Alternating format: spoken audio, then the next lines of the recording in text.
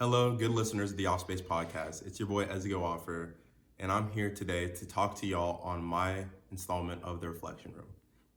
Thank y'all to everyone who supported this series and shown the last video featuring my brother talking about uh, darkness of mental health and the trying times that people will go through, and showing that video so much love because I know it's weird space being in this opportunity where as I know he's a lot more open than I am, but having this opportunity to be vulnerable and kind of talk on things that may not necessarily be taboo in certain areas and corners, we're happy to have this space so that we can change perspectives and kind of start an open dialogue around things that we know affect everybody. So without further ado, and I hope y'all can bear with me, I'm not the best at being vulnerable myself, so I'm going to try my best today. But I wanted to talk to y'all on something that has been near and dear to my heart, especially going through the pandemic right now. So getting into it, I want to start off by saying this. I know everybody's a little bit different, especially in how they like to live their lives and kind of spend time with themselves, others, etc. So going into this pandemic, some people have been thriving, you know, past the point of making money from like unemployment. I know we were all kind of happy for that for a second, even though I wasn't getting it. I know people close to me that were, and they're like, I'm loving it. But on the aspect of going into like quarantining and self-isolation and just minimal interaction with other people, some individuals kind of benefited from that in a way where it wasn't really new to who they were. They kind of like it, they're introverted, this, that, and the third. So it was very in tune with who they were, not much changed, and they tapped into hobbies, different things that they enjoyed doing, and they became better versions of themselves even. However, on the opposite tip, people like me who need and thrive and crave like human interaction, being outside and kind of being on the go and doing different things, we kind of took a different brunt and different end of like the stick, the short end to say the least. And so I know from hearing, even before I get into that, I know family and friends and just people in general, society as a whole, has shifted the perspective that it's not safe and it's not reasonable to be around large groups of people or to really do half the things that we used to do in our everyday normal lives. And while I agree with that on some of the tip, because I understand this virus is very real, it is taking many lives, and I've seen it firsthand from individuals that the bank that I used to work at, because again, if y'all don't know, I used to work in the bank and I was a bank teller. And so a lot of individuals who would come in, especially at the start of the pandemic and a little bit into a few months in, they'd be moving money between accounts and trying to handle different business. And we'd have to talk to them, and not have to, but I like to talk to them, kind of see what they're doing why they're doing it and what brings them to the bank on that specific day. And a lot of these individuals would vocalize to me because I set up a space where they felt comfortable. I was asking them on a person-to-person level what was going on, and they started opening up about how they were moving money or getting things from safety deposit boxes from loved ones who had actually passed due to the coronavirus. And I've seen 70-year-olds, 60-year-olds, 50, whatever, like different age ranges of people, and some of the most hardened individuals that look like they could have been sailors. I know some were construction workers, some like beefy dudes break down and start crying because of the loss of loved ones that they had firsthand due to the coronavirus. And so even hearing my friends who have cousins and family members who have been hospitalized, thank God that it hasn't touched my family directly yet, but even then, in such a negative way, even then knowing I had it myself, my brother as well, and my uncle, and we all came out okay, but I know how bad it can truly get for some people. And so that being said, again, I'm not undermining this virus because I've seen it and I've felt it, and I've felt the emotion from people who have suffered from it.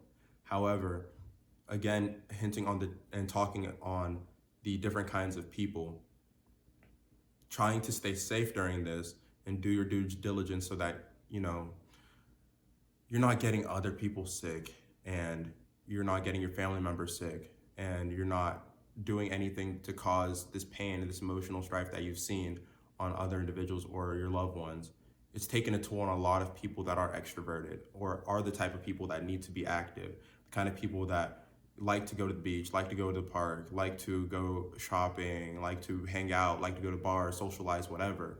It's taken a tremendous toll on the mental side of these people that I feel like we've kind of been neglecting as a society and as a people at the expense of our obvious physical safety. And so again, that's something that I find very important and I want to talk on because that's been me. And so I want to go ahead before I get into a little bit deeper into it. I wanted to talk on about a year and a half ago.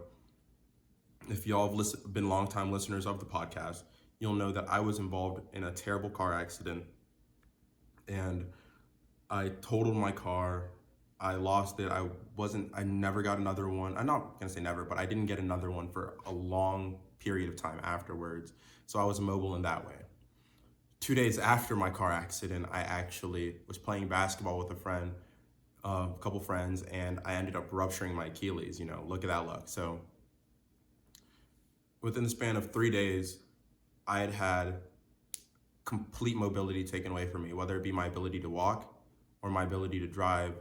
I just become immobile. And as somebody who was doing a lot and liked to be up and about and liked to be active, that was probably one of the darkest times of my life because it set certain things in perspective that we take for granted and I might not never have again in life, but also the fact of it took away what made me happy. It took away what made me me. And so through that, I obviously tried to do different things that people said would make it easier, and I enjoyed them to an extent, like reading, learning different things, maybe taking up another language and just trying to be still. But there was moments where I realized even with the best advice to stay healthy and to stay away from like messing up my recovery of healing actually my Achilles and my leg and everything, getting back to normal, which the doctor's advice was essentially to just stay at home and not do anything. Even with that advice from professionals, I understood this wasn't sustainable. No matter if I'd come back fully physically, I was not going to be back fully mentally. And so because of that, I took it upon myself to find an area where I could blend the two and essentially take care of myself so where my recovery was going to be met, but also place just as much of an importance on making sure that my mental was still okay. So I found the most reasonable ways for me to get out of the house. I took a class during the summer, an 8 a.m., which is the worst time to take one for anybody else that's taking an 8 a.m. I borrowed my mom's car to make the drive up to Kennesaw, an hour away, because I wasn't at my place at this time because I couldn't be, just with how hard it was to take care of myself. And I did all of that on crutches just to get out of the house, to be around people, to talk to people, because I couldn't be by myself for so long because it just wasn't who I am. And I know that made me a better person and helped me mentally bear the burden of that recovery process and finding a new car, all these different things. Hanging out with friends back home, I know, again, being active, I like to fish, and especially with some of my friends back home. So when we'd hang out, I found a way to, again, protect my leg, but at the same time, take myself on my crutches down to the lake. And again, a lot of it was understanding that I had to take them up on my friends' help when it came to, shouts out to Dawson, on carrying my equipment down or carrying different things down that I needed. But I took myself down there and put myself in a position where I understood that's not what I was supposed to be doing, but I was going to find a way to make it work while being responsible to myself as well, physically as well as mentally. And so doing these different things and finding ways to still be true to who I was helped me get through, again, one of the darkest periods in my life. And past that, it ties back in today. So this is a whole different type of catastrophe, and me rupturing my Achilles or getting into a car accident is not as bad as a pandemic. I'm never going, and the potential loss of life from all these people, I'm never going to try and make those equatable. I'm just giving my own personal experience of a time where the physical safety was given at the expense of my mental and what I did to take care of that. So right now, when there's so many things that we're supposed to be doing as people, again, social distancing, wearing masks, which I'm completely on the side of we should be doing these things. Don't get that twisted. Completely on that side of. I also place the importance that we have to find some sense of normalcy, especially for the people that need to be out and about and need to be around people and need to be doing certain things. So this is just from what I've seen and what I've learned. I want us to drop the stigma that we can't gather in groups responsibly. A keyword responsibly. I want us to drop that stigma, that we can't gather in groups as a whole, because that's not right, and it's not going to do a lot of people justice right now who still need to make it through this pandemic that can last for, who knows, a year, 2 years, or however long to come. We need to stop making people feel irresponsible for popping out in responsible manners to kind of appease who they are and stay true to themselves and protect their mentals for trying to find some sense of normalcy.